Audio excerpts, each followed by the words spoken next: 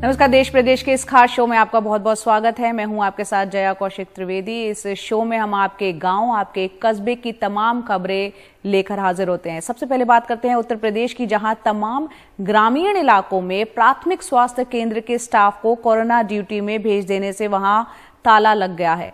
Corona में OPD पहले से ही बंद थी, अब इमरजेंसी वाले मरीजों का इलाज भी यहां पर बंद हो गया है। ऐसे में लोगों को इलाज के लिए दूर दूर भटकना पड़ रहा है। हमारे सहयोगी कमाल खान उन्नाव के गांव से वहां की स्वास्थ्य सुविधाओं का हाल बता रहे हैं, जहां प्राथमिक स्वास्थ्य केंद्र में ताला लगा है और कोरोना जैसे लक्षणों के चलते लोग दम तोड़ रहे हैं। उन्नाव के कंजौरा गांव की बंद पीएचसी पे हमें रावेंद्र आते दिखे। उन्हें जुकाम बुखार है, डर रहे हैं कि कहीं कोरोना ना हो, लेकिन पीएचसी का बंद ताला देख मायूस हुए। हमको 2-1 दिन से बुखार आ रहा है, खांसी आती है, तो वही दवा लेने आए थे।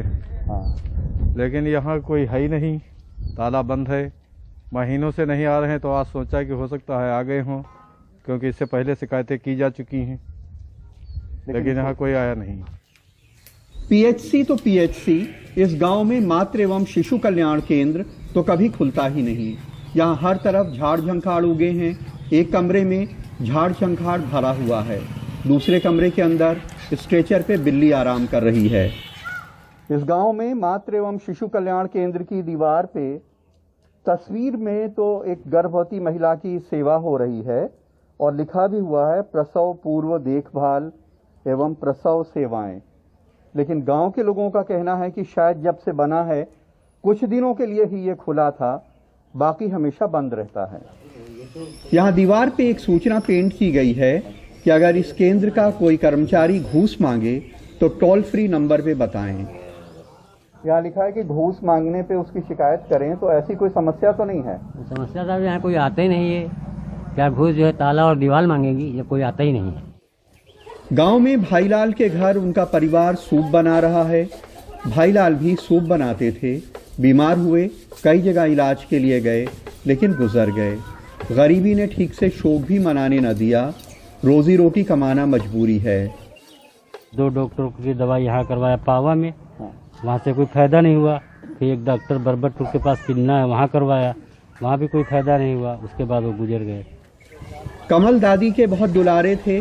बताते हैं कि दादी के मन्नत मांगने से वो पैदा हुए थे। कहते हैं कि उन्हें अफसोस रहेगा कि जिस दादी ने इतना प्यार किया, जब वो बीमार हुई तो उसे बचा न सके।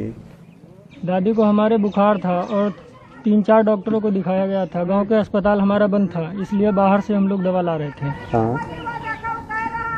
और बची नहीं? नहीं बची नहीं। कोरोना का टेस्ट हुआ था? कोरोना का टेस्ट नहीं हुआ था।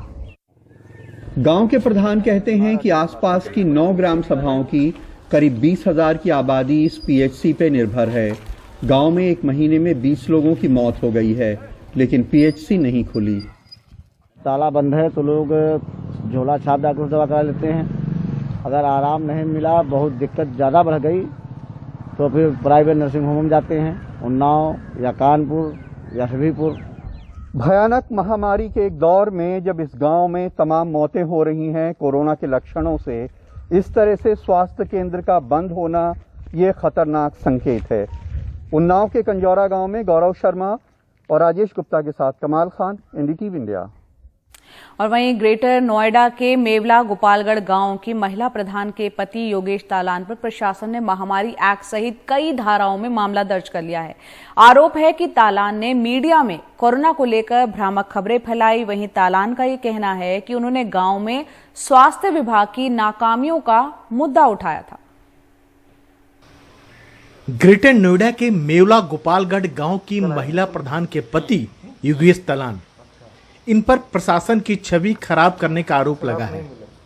अफवाह फैलाकर गांव वालों को गुमराह करने का भी, क्योंकि इन्होंने बताया कि इनके गांव में कोरोना की जांच के इंतजाम नहीं है।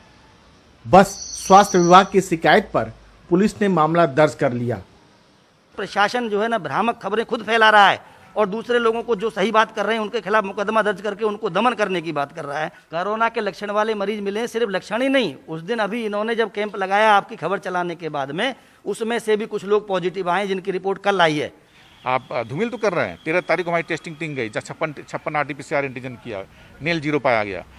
जो भी संसाधन हमारे पे सारा कुछ लगा हुआ है। यहाँ डॉक्टर 24 घंटे काम कर रहे हैं, स्टाफ 24 घंटे काम कर रहे हैं, उसके बावजूद आप एलिगेशन लगाएंगे तो मनोबल तोड़ने वाला जैसा हुआ।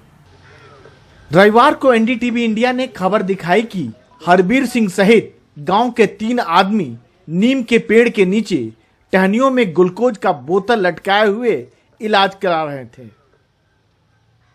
हरबीर सिंह कहते हैं अस्पताल जाना उन्हें खतरनाक लगा। मुझे फुल दिल्ली आराम मिल रहा था, ऑक्सीजन मिल रही थी आराम से, मुझे वही आराम मिला है। अगर हॉस्पिटल में होता था हो सकता है मैं यहाँ नहीं हो पाता, क्योंकि मेरे सामने कई ट्रेजेडी हो चुकी थी नोएडा में, जो हमारे साथ के वापस नहीं आए थे। गांव वाले भी कह रहे हैं कि योगेश तलान की शिकायत के बाद ही स्वास्थ्य विभाग ने गांव पहुंचकर जांच की और दवाएं बांटी। वो गांव के हालात को देखते हुए उन्होंने जब ये कदम उठाया और उनके ये कदम उठाने के साथ साथ ही स्वास्थ्य विभाग की टीम आई, उन्होंने जांच भी की, दवाई गोली भी करी। नहीं, मामला तो सही उठाया उन्होंने। जब लोगों को परेशानी है तो मामला सही उठाया उन्होंने, क्योंकि परेशानी तो थी।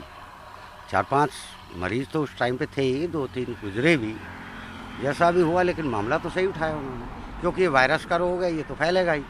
शिकायत के बाद नहीं आया प्रशासन, जब शिकायत हुई है उसी के बाद प्रशासन आया, पहले कोई प्रशासन नहीं आया यहाँ पर। लेकिन सरकार की निगाह में योगेश तलान अब आरोपी हैं।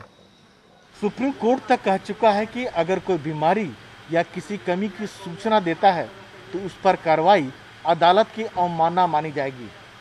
लेकिन जिस तरह से ये केस दर्ज हुआ है उससे संदेह लगता है कि सरकार कार्रवाई करना नहीं बल्कि उसे छुपाना चाहती है। ग्रेटर नोएडा के मेला गोपालगढ़ गांव से कैमरामैन सचिन के साथ राजीव रंजन, एनडीटीवी इंडिया।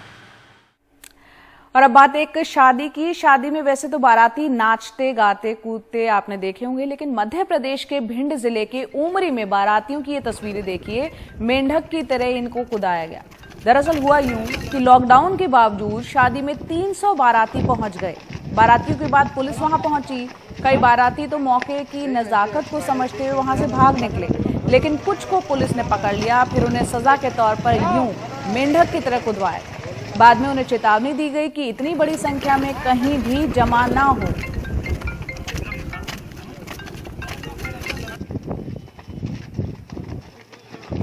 और बात करते हैं किस तरह से ताउते तूफान ने किसानों की फसलों को बर्बाद कर दिया। मध्य प्रदेश की बात करें तो यहां पर ताउते ने इसकी वजह से बेमौसम बरसात ने खरीदी केंद्रों में रखा करोड़ों रुपए का गेहूं लगभग बर्बाद कर दिया। वहीं उपार्जन केंद्रों में समर्थन मूल्य पर गेहूं की फसल बेचने पहुंचे अन्नदाता की उम्मीद दम तोड़ रही है। कई जगहों पर 2 हफ्तों से ज्यादा लाइन लगाए खरीदी केंद्रों में ट्रॉलियों में रखा गेहूं मूसलाधार बारिश में खराब होने की नौबत पर पहुंच गया है। आइए देखते हैं हमारे सहयोगी अनुराग दौरी की ये रिपोर्ट।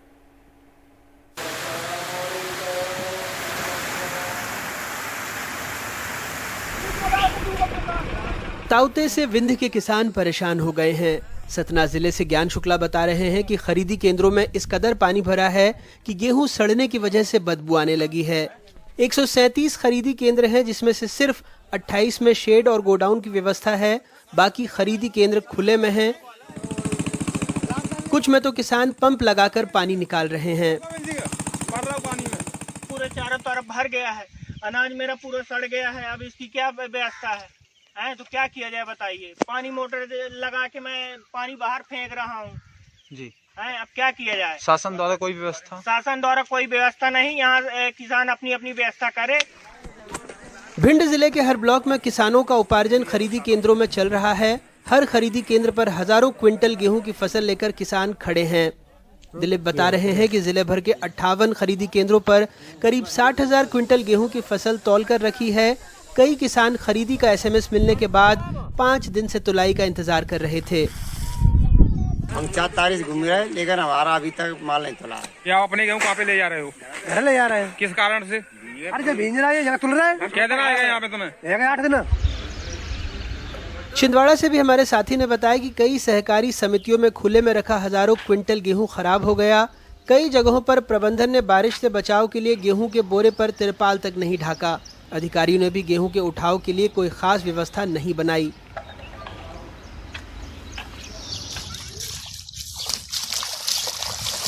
कटनी से आरबी गुप्ता ने बताया कि लापरवाही से किसानों का गेहूं बारिश की भेंट चढ़ गया है। जिले में कुल 88 खरीदी केंद्र हैं, जिसमें अब तक 1,89,232 मीट्रिक टन खरीदी की जा चुकी है। प्रशासन ने सभी खरीदी केंद्र प्रभारियों को बारिश से बचाव के लिए आवश्यक रख रखाव करने के निर्देश दिए थे। बावजूद इसके गेहूं को बारिश से नहीं बचाया जा सका। यहाँ जो बारदाना होता है ना, जिसमें माल भर जाता है, उसकी समस्या रही है। आते तो रहे हैं, लेकिन हम लोगों किसानों को नहीं मिल पाए। व्यापारियों को पहले मिलते हैं, क्योंकि उनसे शेयर ज़्यादा मिलता है। इसके कारण हम लोगों का माल जो है तो पड़ा रहेगा। बैतूल में आठनेर के लगभग 35 किसानों का 1500 क्विंटल गेहूं 2 दिनों में हुई बारिश से पूरी तरह भीग गया है। वकील बता रहे हैं कि पहले से खरीदा 2000 क्विंटल गेहूं भी खुले में रखा होने की वजह से भीग गया।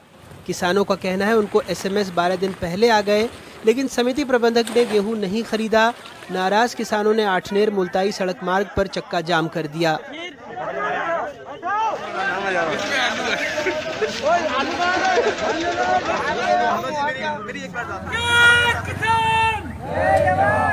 होशंगाबाद से संजय दुबे ने बताया कि पिपरिया और बनखेड़ी खरीदी केंद्रों में खुले आसमान के नीचे रखा हजारों क्विंटल गेहूं बारिश की भेंट चढ़ गया। आरोप है कि गलत मैपिंग के चलते खरीदी केंद्रों से गेहूं का भंडारण लगभग 20 किलोमीटर दूर के गोदामों में किया गया, जिसके चलते ट्रांसपोर्टेशन में भी समय लगा। नरसिंहपुर से विनय ने बताया कि सुहावन और तुमड़ा जैसे खरीदी केंद्रों में हजारों क्विंटल गेहूं बारिश में भीग गया। जिले में 60,000 हेक्टेयर में लगी मूंग पर भी खतरा है। यहाँ पे आप देख सकते हैं ये तुमड़ा गेहूं तुलाई केंद्र, आप देखो सब चारों तरफ पानी पानी है। किसान बहुत परेशान है। 4 दिन हो गए। किस कारण तुलाई नहीं हुई यहाँ पर? कुछ नहीं, बारदाना नहीं मिला। बारदाना इस कारण से आपकी पूरी ये गेहूं की फसल बर्बाद हो गई। इतना ही तो पैदा भाई। तो गीला भी हो गया है, वो सड़ा नहीं है बल्कि सूखा के उसको भी हम ठीक कर देंगे। और इस प्रकार लाखों टन गेहूं को हमने बचाया है। मध्य प्रदेश में बनाए गए 5,171 उपार्जन केंद्रों पर अब तक 13,54,457 किसानों से 1 करोड़ मीट्रिक टन से अधिक गेहूं, चना और मसूर की खरीदी की जा चुकी है।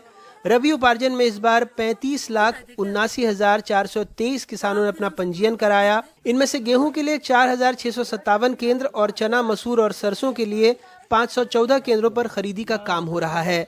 फसल खरीदी के लिए 32,74,625 किसानों को SMS किए गए हैं। सरकार का कहना है कि 20,151 करोड़ रुपए की खरीदी हुई है, जिसमें से 15,476 करोड़ रुपए का भुगतान भी हो चुका है। 92,64,858 मीट्रिक टन उपज का परिवहन भी किया जा चुका है। बावजूद इसके किसान परेशान हैं। पड़ोसी छत्तीसगढ़ में बारिश से धान का किसान परेशान है। बालोद जिले के डोंडी लोहारा में लगभग 1500 एकड़ में धान तेज बारिश के साथ ओले गिरने से झड़ने लगा। ऐसे में किसान मवेशियों को चराने को मजबूर हैं। किसानों की माने तो राजस्व विभाग के पटवारी नुकसान का गलत आकलन कर रहे हैं। मेरा धान पूरा बर्बाद हो गए, लगा बोरी निकाल रहे हूँ, फालतू का इतना बहुत पैसा धस गए, तो काम में छूटना है, ये परेशानी हो गई।